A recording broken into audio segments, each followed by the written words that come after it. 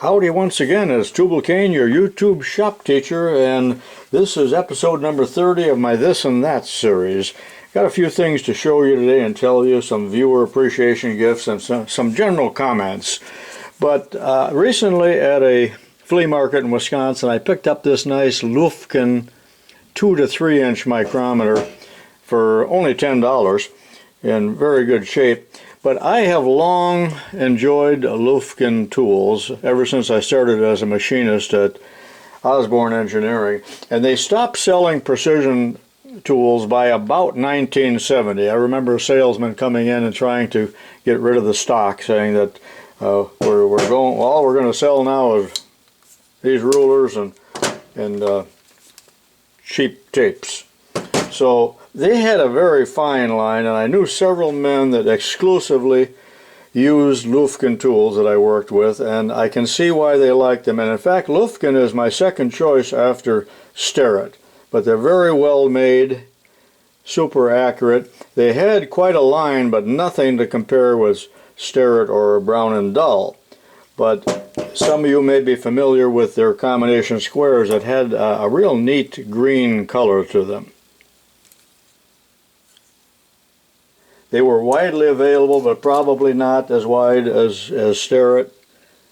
And I'm just showing you several examples here of Lutheran tools that I had on my bench. They also, years ago, had a line of these two-fold and four-fold wooden, boxwood, and maple rulers, but that's long gone, and those are antiques now.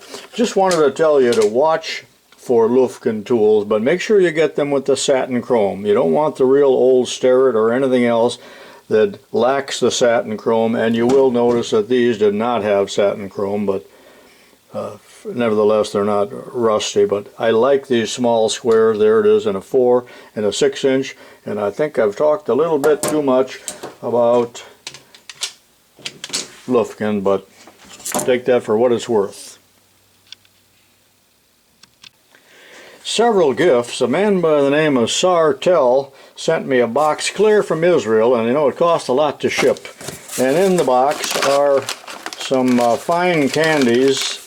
They're hard candies. Raspberry, there's lemon, and a host of others in here, all sealed real nicely.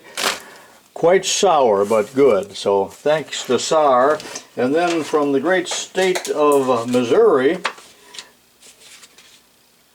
Barry Clements sent me a South Bend 10-inch lathe book. That's from 1947, so it's a parts book on the older lathes and instructions on how to set it up. So thank you, Barry, for that. Somebody followed instructions and kept that book. Thanks to Ken Ratcliffe, who sent me this drawing and 2 3D printed Crescent wrenches, adjustable wrenches. And I'm interested in 3D printing, even though I do not do it, but I think it's such an awesome process. And I believe that these 2 pieces here that need to be removed and one here are just like filler pieces or support pieces during the printing process, because in fact these wrenches actually operate.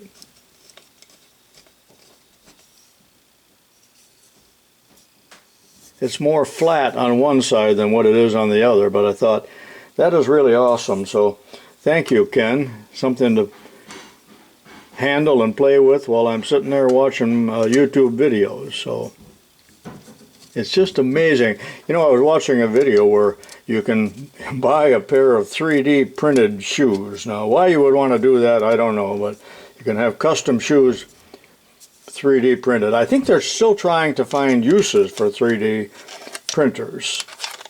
And I like the idea of using them for foundry patterns. Thanks, Ken. That's pretty swell.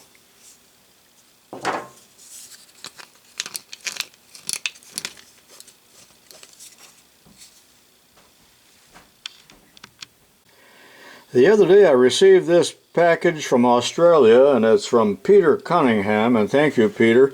And in this package, and he paid $34 to send that. I can't believe that, but you probably should have sent it by snail mail, but wow, that's a lot of money to spend. But in that package were several magazines. I had no idea there was such a magazine as Australian Model Engineering. So there's 2 copies of that, and they're the latest copies, not old copies, full color. So I'll enjoy reading that. And I like the British and Australian magazines because they're still in the larger format. Our American magazines have shrunk down, so they're the size of what used to be the TV Guide.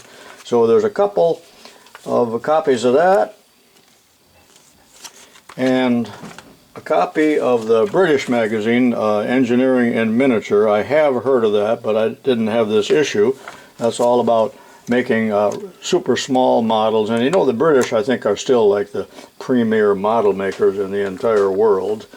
And then Peter also sent these copied, Xerox copies of the Hercus lathe. So this is a, I guess a parts manual, but the Hercus lathe, if you've never heard of it, is equivalent to a South Bend lathe, and they were manufactured, I understand, in Australia under license by South Bend. So notice the similarity, or I should say identicality, if there is such a word. But in here we got instructions on how to use the lathe, how to set up the lathe, and there you can even recognize that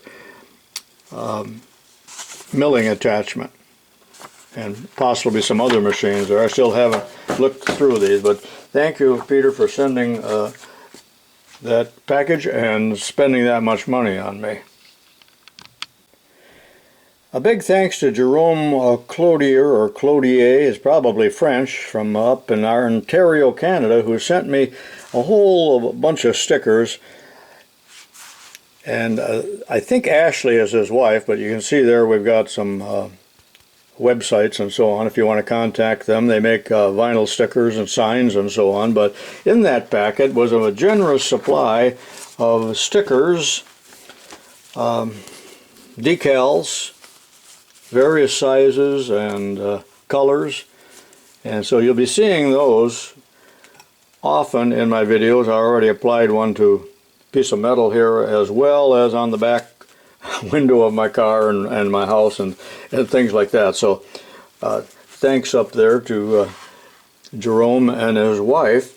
So look up that website, and these apply real nice. You peel them off. They're like, almost like a double sticker. And you know, I still use the word decal, and if I have that correctly, decal was short for decalomania, which I believe was the French word for a craze for transferring images. Someone correct me if I'm wrong on that, but there's a nice selection of those. Thank you. Mike Litzko out of the great state of Wisconsin sent me a package from Amazon. He suggested that I make a video, and this came directly, it was drop shipped, I should say, from Amazon. A Noga type. Now this is a import, of course. How do you get this open? Right here. The articulated arm that we use for indicators, and I already took the magnet off, and I did make a video on how that magnet works, so people weren't too satisfied with it. But anyway, that's number 27. But watch what makes it work, number 28, and I will show you how this works, how tightening up one knob locks both the center part here and the 2 ball joints, one on each end. So you might find that interesting.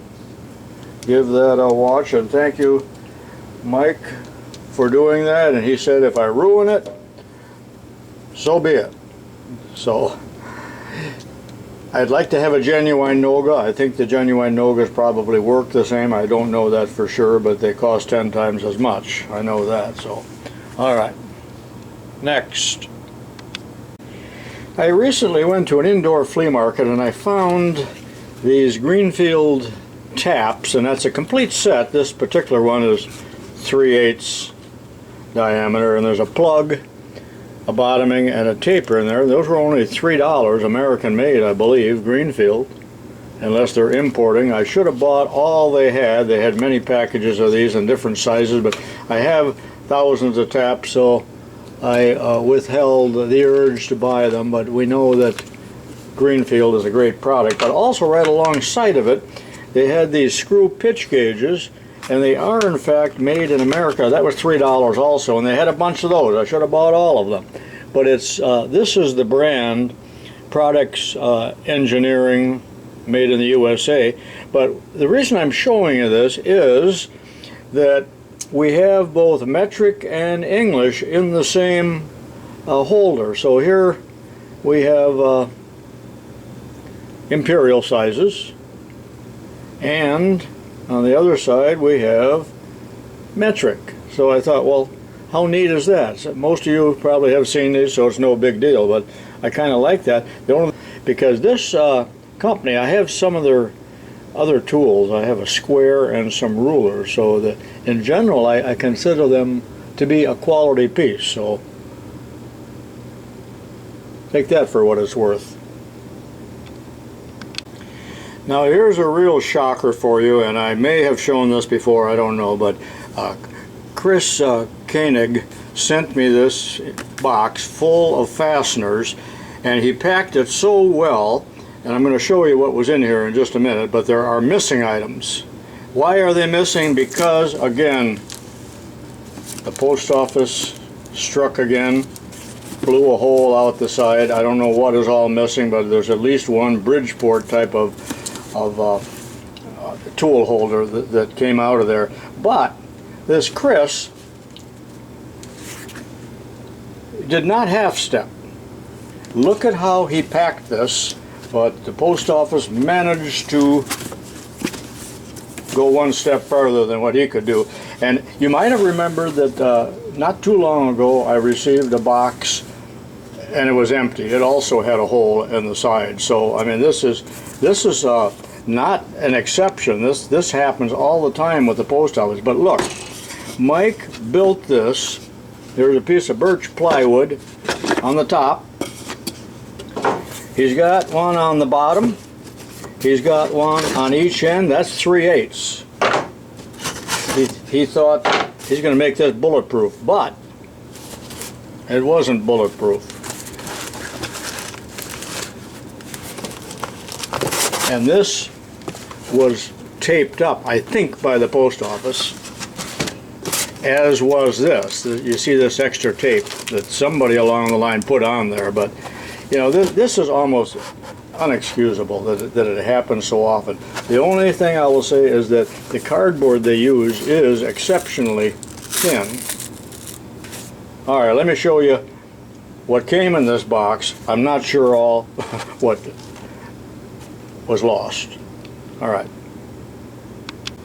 Chris is not a man to half-step, because you saw the effort he went through, and then he even gave me an inventory of what's in there. But he added something else, and it was Bridgeport oriented, and he had pictures of what he put in there. But there are so many items, I didn't really try to determine exactly what was lost. But here we have stainless steel cap screws, 440 nuts. I like that small stuff, you know. 440 washers. Here's thumb screws, stainless steel, I believe. A lot of this stuff is stainless steel. Here's threaded, those are metric. Stainless steel flat washers, 10 life supplies for me. 632 by 1 socket head cap screws, 832 flathead cap screws. Wow, there's a lot of flatheads, 632s. Lock nuts, and 1/4 by 3/4 cap screws, 250 of them. So, a lot of nice hardware there. Thank you, Chris, ever so much. Thanks for watching. This is tubalcain saying so long for now. Also included in that package was a box of 1/4 28 taps, or almost a full box, brand new. Quite a large number here of number 436 taps, and some 1224. I appreciate that. Those are hard to get. Some other items here too. I'll let you look at the list. Chucking reamers and end mills and drill bits, which I have already put away. Thanks for watching, and thanks to all of you that have given me things and sent me things. I appreciate all of this and all of the support from the viewers. So long for now, and this is tubalcain.